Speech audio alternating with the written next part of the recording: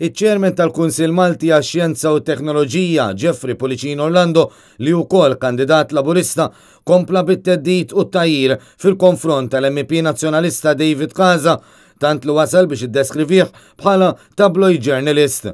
Dan kif il-kap ta' delegazzjoni tal-Partit Nazzjonalista fil-Parlament Ewropew David Casa jinsab fil-possess ta' rapport konklusiv tal-FIAU li fih provi ta' korruzzjoni fil-beħ tal-Ene Malta. Wara l-intervista ma' The Sunday Times of Malta li fija David Casa zvela partijiet mill-kontenut ta' dan ir-rapport u qal li ma jeskludix li jgħaddi dan ir-rapport lil maġistrati inkwirenti. Policino Orlando kiteb fuq Facebook u talab lil pulizija biex tarresta lil Casa. Skont il-kandidat laburista Casa qed jikser il-liġi. Din l-akkuża waslet biex David Casa jgħid li hu se jibqa' jiddefendi lil poplu Malti wawċi.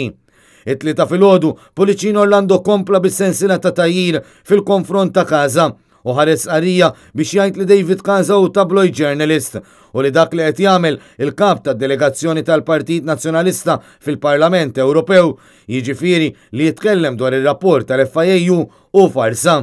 Min-naħa tiegħu David Casa wieġeb għal dawn l-akkużi u qal li dmir tiegħu li jirrappreżenta lil poplu Malti wawċi u mhux lil Kastilja.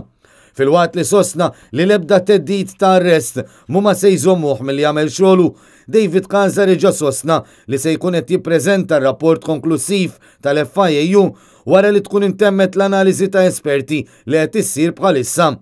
Dan ir-rapport għandu jwassal biex il-Prim Ministru jkeċċi lil Konrad Mizzi għal David Casa. Il-kap ta' delegazzjoni tal-Partit Nazzjonalista fil-Parlament Ewropew tem jgħid li Policino Orlando messu minflok jitajjar politikament jibda jiddedika ftit sigħat ta' xogħol fir-rwol li qed jitħallas eluf kbar ta' euro għalih mit-taxxi tal-poplu Malti wawċi.